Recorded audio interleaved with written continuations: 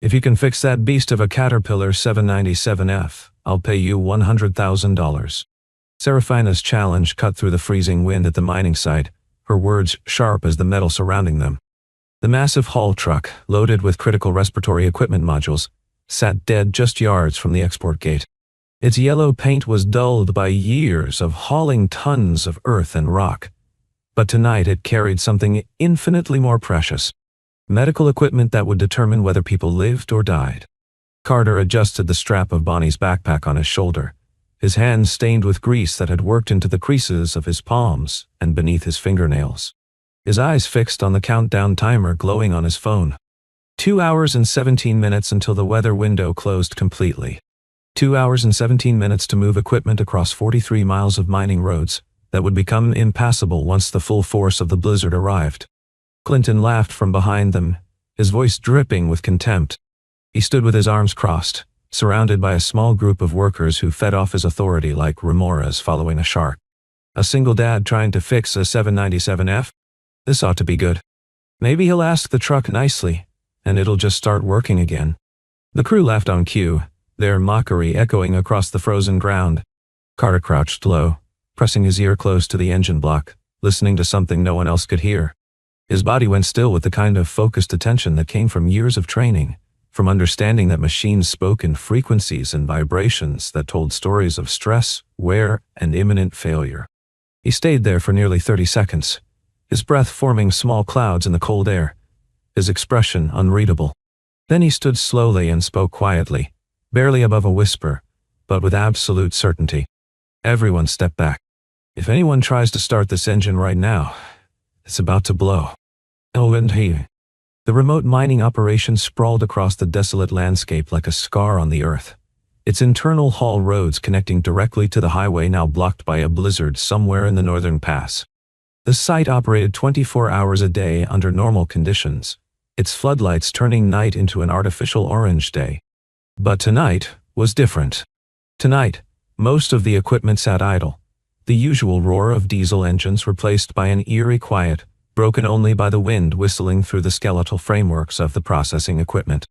Tonight was what the logistics team called a golden window. A shipment of emergency medical equipment, ventilators, oxygen modules, and air filtration systems had to reach the regional hospital before the weather lockdown took effect. The hospital's existing equipment was failing. A respiratory virus outbreak had pushed their intensive care capacity beyond breaking. Without these replacements, patients would die. Not in abstractions or statistics, but in real time with families watching helplessly through observation windows. With the main routes impassable, the convoy had no choice but to cut through the mining access road, using the Caterpillar 797F to handle the super heavy load across the treacherous terrain. The 797F was not designed for delicate cargo transport. It was built to move 400 tons of rock and earth through conditions that would destroy lesser machines. Its tires stood 12 feet high. Its engine generated over 3,000 horsepower. It was a beast that existed to dominate geology itself.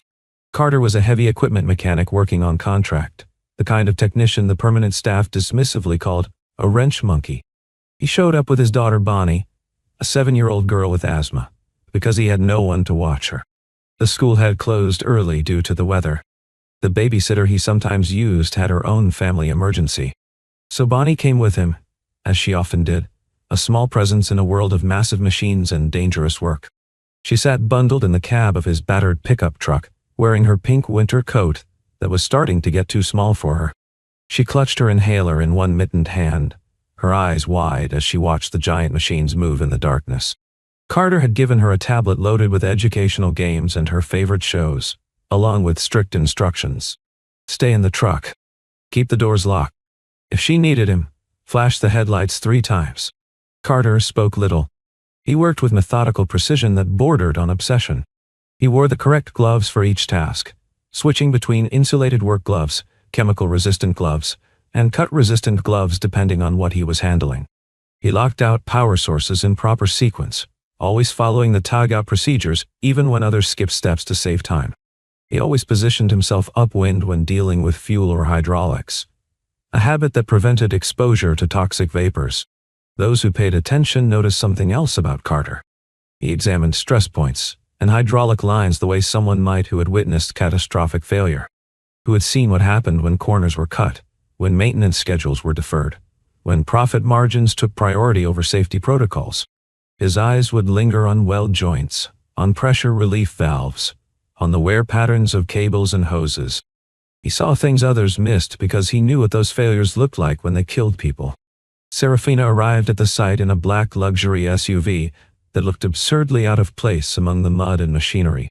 The vehicle was spotless, its finish gleaming even under the harsh industrial lighting. She was the chief executive officer of the emergency logistics coordination firm, responsible for getting the medical equipment to its destination. Her reputation was built on ice and precision. She had climbed to her position by being smarter, tougher, and more ruthless than everyone around her. She made decisions in minutes that others agonized over for days. She cut through bureaucracy like a scalpel through tissue. She traveled with her assistant Audrey, a young woman in her late 20s who managed schedules with military efficiency. Audrey carried 2 phones, a tablet, and a laptop. She could pull up supply chain data, contract clauses, and weather reports within seconds. She was Serafina's eyes and ears, the person who made the impossible logistics work. Serafina faced pressure from 3 directions simultaneously, and each direction carried the weight of potential catastrophe. The hospital needed the equipment immediately. Dr. Chen, the head of critical care, had called Serafina personally 3 hours ago. His voice had carried the exhaustion of someone who had watched too many people die. He had 15 patients on failing ventilators. Without replacements, some of them would not survive the night. The government contract included penalty clauses that charged by the minute for delays. For every 60 seconds past the deadline, Serafina's company would lose $15,000. The financial damage would be severe, but the reputational damage would be worse. Government contracts were the backbone of her business model. Failure here would cascade into lost bids, terminated relationships, and competitors smelling blood in the water. And her board of directors was waiting for any misstep to remove her from the position she had fought so hard to secure. 3 of the 7 board members had opposed her appointment. They had wanted someone with a more traditional background, preferably someone who played golf at their club and laughed at their jokes. Serafina had won the position through sheer competence, but her opponents had not forgiven her for it. They watched for mistakes, the way hawks watched for movement in tall grass. Clinton managed the mine's transfer operations, a man in his early 50s who had risen through the ranks by knowing whose boots to lick and whose throats to step on. He treated every interaction as a contest of dominance. He enjoyed making others feel small, particularly those he deemed beneath his station. Contract workers, temporary staff, anyone without a company badge and benefits package. He collected slights and insults like ammunition, storing them up to deploy at maximum humiliation. Hillary oversaw security and compliance, a woman whose entire career was built on transforming problems into someone else's fault. She was brilliant at documentation, at creating paper trails that protected management while exposing workers to liability. She carried herself with the confidence of someone who knew that in any dispute, the person with the better lawyers and the more complete records would win. Always ready to suppress problems by assigning blame elsewhere, she had turned crisis management into an art form. Flynn, the operator assigned to drive the 797F tonight, was a man in his mid-30s with 12 years of experience operating heavy equipment.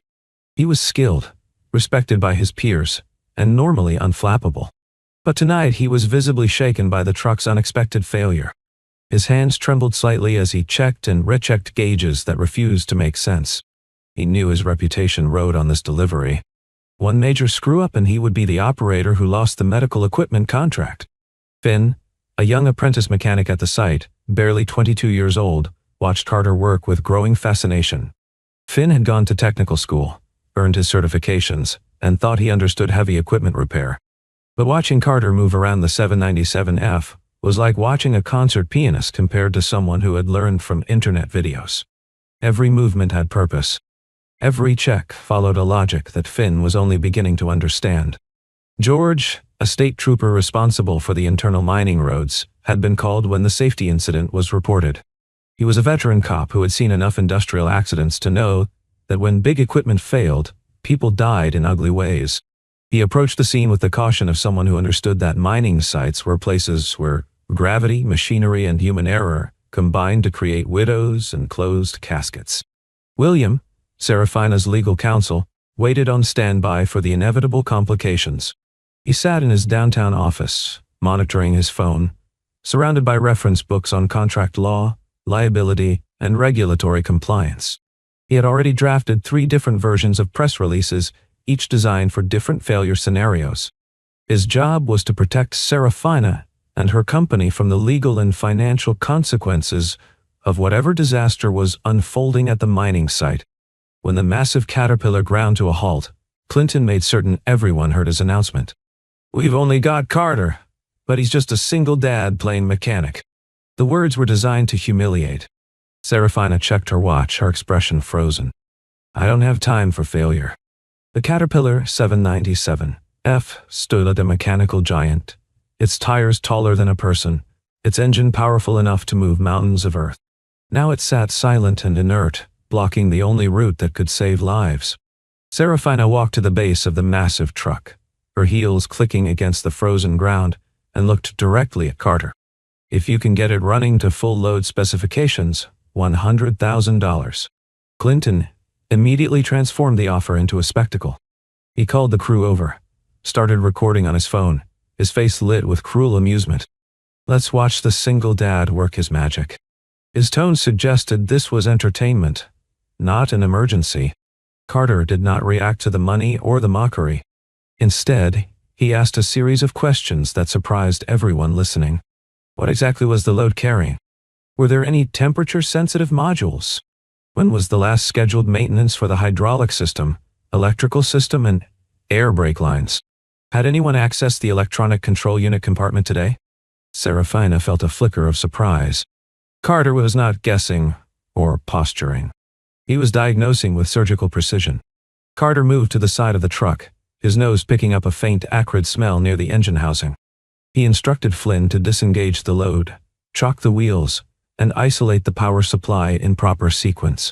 Hillary immediately intervened. "You don't have authorization to open the control compartment.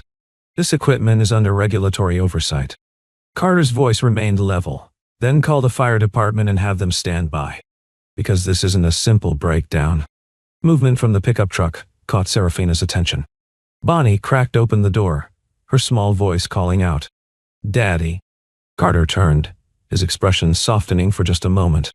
He signaled for her to close the door, handed her noise-canceling headphones, and pointed to the safety line painted on the ground. Bonnie retreated, her trust in her father absolute even as fear flickered in her eyes. Serafina watched the exchange. For the first time that night, her facade of control wavered. She saw a father trying to protect his daughter while solving an impossible problem, and she recognized something uncomfortable in that moment. Vulnerability. Responsibility. Love. Carter crouched beside the engine block again, listening with the focus of someone reading a language written in vibrations and heat. When he stood, his voice cut through the murmurs of the gathering crowd. "Everyone needs to step back. If we try to start the engine right now, this thing could explode." The words hung in the frozen air like a death sentence. Clinton's face darkened with rage. He pushed past several workers and confronted Carter directly. "You're stalling because you can't do the job. Flynn, start the engine. That's an order. Don't listen to some outside contractor." Flynn hesitated, his hands hovering over the controls. The pressure of the timeline, the weight of Clinton's authority, and the uncertainty of the situation collided. He made the wrong choice. His hand reached for the ignition. The electrical system made a sharp crackling sound, followed by a brief flash of sparks near a bundle of wiring and hydraulic hoses. A thin stream of smoke began rising from a junction point. A high-pressure line shuddered with abnormal vibration. Bonnie screamed from inside the truck. Audrey gasped. Even Serafina took an involuntary step backward. Carter moved with startling speed. He yanked the main circuit breaker, cutting power to the entire system. He grabbed a specialized fire suppression canister and deployed foam directly at the heat source, his movements efficient and practiced. His voice cut through the chaos with commands that had the precision of trained emergency response. "Lock down the load. Chock all wheels. Shut down auxiliary systems." Everyone watching understood in that instant. Carter was not just a mechanic. He operated with the discipline of someone who had worked in high-risk environments where hesitation meant death. The immediate danger passed. Smoke dissipated. The heat signature cooled. Serafina's voice, when she spoke, carried new authority. From this point forward, everyone follows Carter's instructions. Clinton opened his mouth to object, but Serafina's glare silenced him. Carter returned to the engine compartment with Finn's assistance, carefully examining components.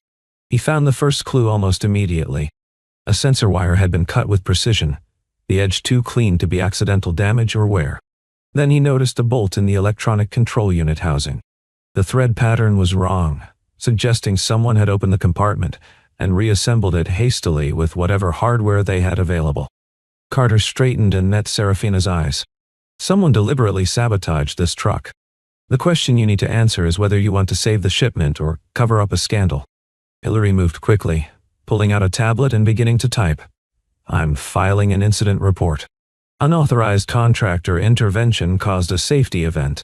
She started photographing Carter's oil-stained hands near the control compartment, building a visual narrative of fault. Serafina felt the pull of institutional power. Audrey leaned close and whispered the calculation. If the incident could be blamed on an outside contractor's unauthorized actions, Serafina's company would avoid liability for maintenance failures. But if Serafina defended Carter, she would have to confront her own leadership team, her board, and possibly the media.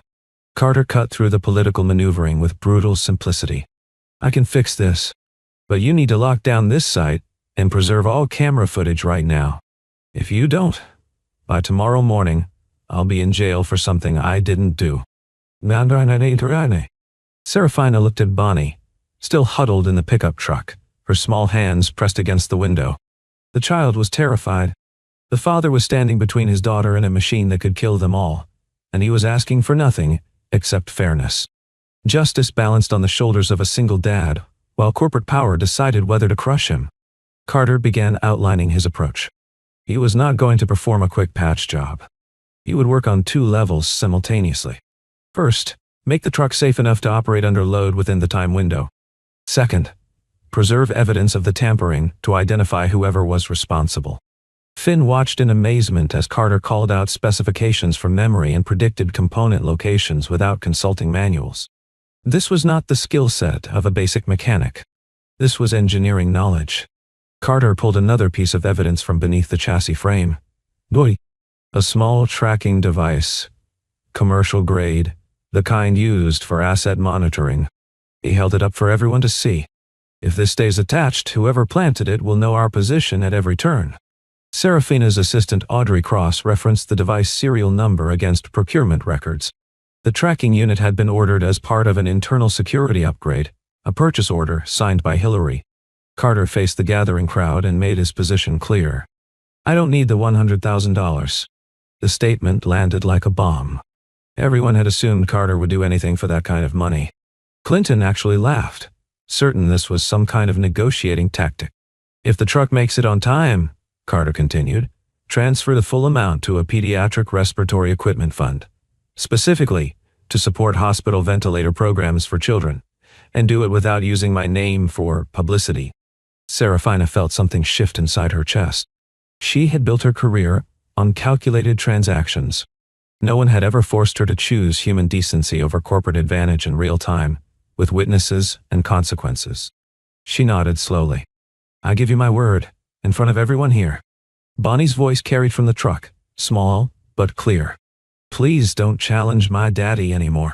Serafina walked to the pickup and crouched beside the window. I'm sorry, sweetheart. Carter returned to the 797F and addressed Flynn directly. Now we do this by the book. Every single step, one mistake, and we all die. The engine turned over with a deep rumble that vibrated through the frozen ground. The Caterpillar 797F lived again. But Carter's trained ear caught an irregularity in the harmonic resonance. The problem was not completely resolved. He insisted on a controlled test run within the mining yard, checking brake response, hydraulic pressure, and load distribution. The first application of brakes revealed the secondary issue. The truck's stopping distance was longer than specification. Carter's diagnosis was immediate. Someone had tampered with the air brake system, likely introducing a slow leak or restriction in the pressure lines. A pickup truck with obscured license plates began following the convoy as they prepared to leave the mining site. Carter noticed immediately and instructed Audrey to contact George. "We have a potential traffic safety violation in progress. Possible stalking behavior." The internal mining road was treacherous under the best conditions. Tonight, with wind gusting and a mix of mine dust and light snow reducing visibility, it became a gauntlet. The convoy had to navigate a section where the road curved along a steep drop-off. Carter radioed Flynn with precise instructions. "Maintain steady speed. Do not brake suddenly. Use engine compression and staged reduction to control descent." Flynn followed the guidance with shaking hands. The trailing pickup truck made its move, throwing a piece of metal debris that struck one of the support wheels on the 797F.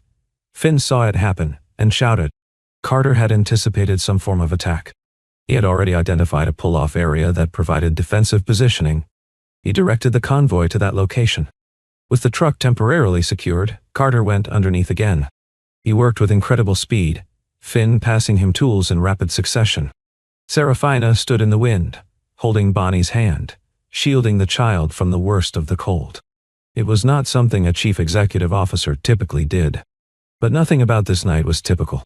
Carter extracted a component from the brake assembly and held it up. This wasn't casual sabotage. This was planned to create a fatal accident. Serafina began putting pieces together. Audrey verified that the tracking device procurement was authorized by Hillary. Records showed Clinton had repeatedly pushed to delay scheduled maintenance to reduce costs.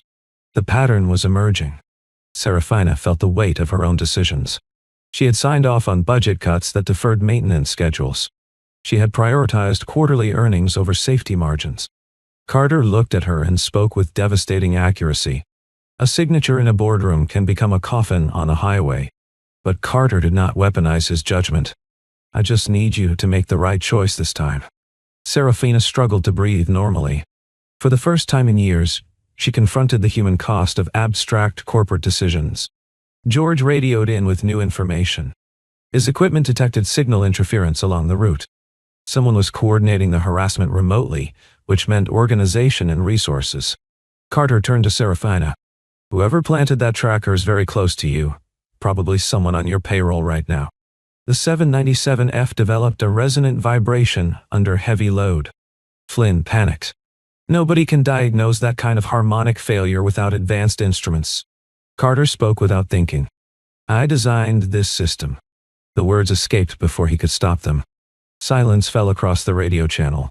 Finn stared. Serafina's eyes widened. Carter's history emerged in fragments, not in a confessional monologue but through necessity. He had been a senior engineer in a project that improved heavy equipment, braking and load management systems. He left the industry after a haul truck accident killed his wife. The investigation revealed that cost-cutting and deferred maintenance had created the failure conditions. Since then, Carter had lived quietly, raising Bonnie, working contract jobs where he could keep his head down and his daughter safe. He carried a profound fear that greed and negligence would kill again if he was not vigilant. Serafina began connecting threads she had been avoiding. Her cost reduction decisions. The systematic sabotage. The tragedy in Carter's past. She was terrified of the conclusion forming in her mind. Had her company's practices contributed to the accident that destroyed Carter's family? The trailing pickup returned. But this time it did not just harass. It blocked the road ahead. Carter spoke quietly into the radio. "They're not here for the cargo. They're here to eliminate witnesses." In the chaos of the roadblock, armed individuals emerged from vehicles. Bonnie started crying, her asthma making her breath shallow and rapid. Serafina pulled the child close on pure instinct, her body shielding Bonnie. Carter made a decision. He stepped out of the protected position, drawing attention to himself and away from the others.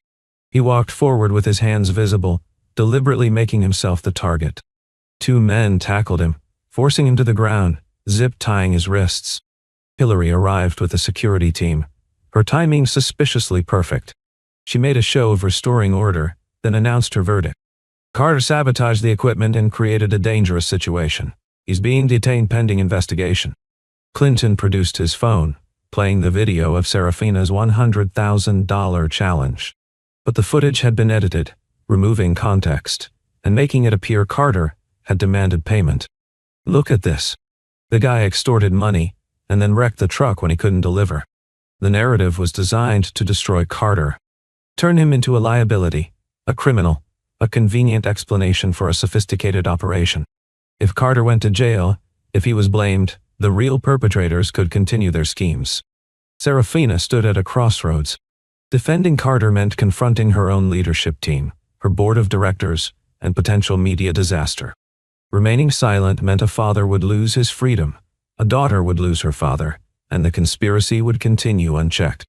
Bonnie clung to Serafina's coat. "You said you believed my daddy." Her voice was small, broken with fear and hope. Serafina felt tears she had not allowed herself to cry in a decade.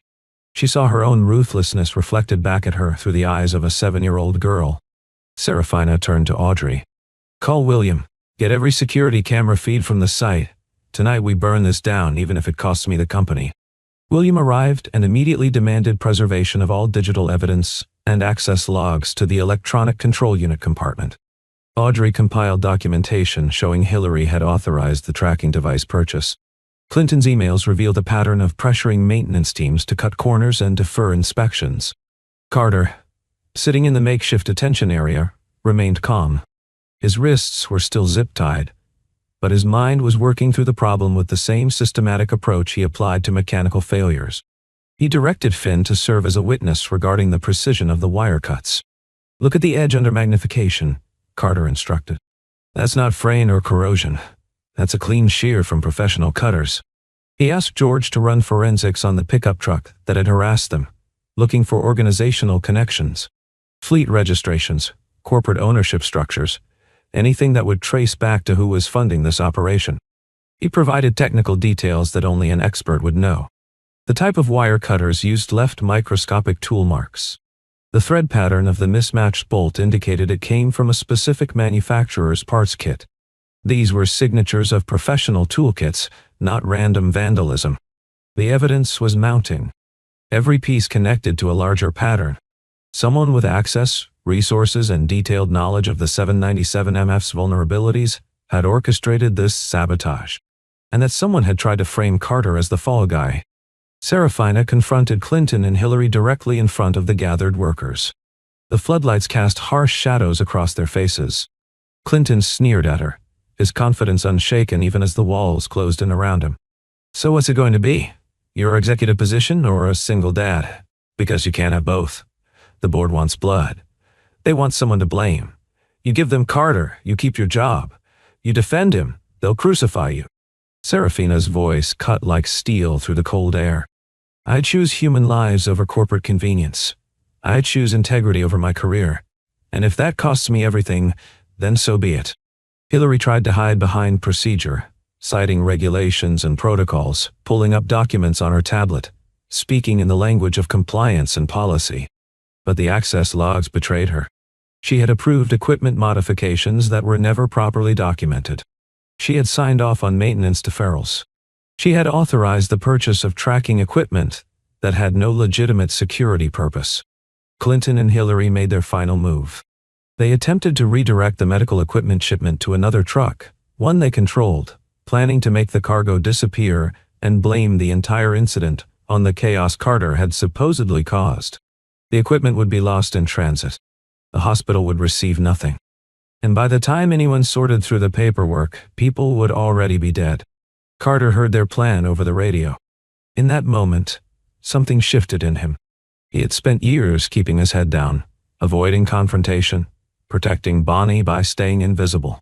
But staying invisible meant letting evil operate unchecked. His wife had died because people like Clinton and Hillary put profits before safety. He would not let it happen again. He broke free from Finn's loose supervision, the young apprentice deliberately turning his back at the right moment. Carter sprinted to the loading area, his boots pounding against the frozen ground. Using proper lockout procedures he had memorized from years of safety training, procedures he could execute in the dark or under pressure, he secured the valves and load locks with a combination sequence that only he knew. The cargo was now physically impossible to transfer without his codes. George arrested Clinton and Hillary on charges pending investigation. Clinton tried to run. Finn, the young apprentice who had watched Carter's integrity all night, blocked his path. The Caterpillar 797F, with Flynn at the controls and Carter riding alongside, delivered the medical equipment to the regional hospital with minutes to spare before the weather lockdown. Flynn wept with relief, finally free of the fear that he would be blamed for a disaster he did not cause. Serafina watched the massive truck roll away into the dawnlight. She looked at Carter. "You didn't just fix a machine. You saved lives." Carter had one more question. "Are you willing to publicly acknowledge your company's failures?" Serafina met his eyes. "Yes, because I owe you that, and I owe Bonnie that." Serafina held a press conference the following afternoon. She stood at a podium facing cameras and reporters. She admitted the maintenance deferrals without hiding behind corporate speak. She acknowledged the oversight failures that had allowed sabotage to occur. She committed to structural reforms, putting safety protocols ahead of profit margins. She announced immediate safety audits for all equipment, established an independent safety committee with veto power, and created a whistleblower protection program. Her board of directors erupted in fury, threatening lawsuits and demanding her resignation. But the evidence made denial impossible. Clinton and Hillary faced criminal charges. If the board tried to scapegoat Serafina now, they would look complicit. The $100,000 went exactly where Carter had specified, funding pediatric respiratory equipment for underserved communities. The donation was public, but Carter's name was not attached, honoring his request. Bonnie held the donation receipt in her small hands at their apartment. She read the words slowly, then looked up at Carter with understanding beyond her years. "My daddy fixed a giant truck so little kids could breathe." Carter knelt and hugged her, his voice thick with emotion. "That's right, sweetheart. That's exactly right." Carter was cleared of all accusations. He was offered a position as technical safety consultant with authority to enforce worker protection protocols. He accepted with one contract condition: protect the people who do the work. Don't turn them into scapegoats when something goes wrong. Serafina knelt to Bonnie's eye level in the hospital parking lot 3 days later. The morning sun turned snow into diamonds. "Thank you for reminding me to keep my promises, Bonnie."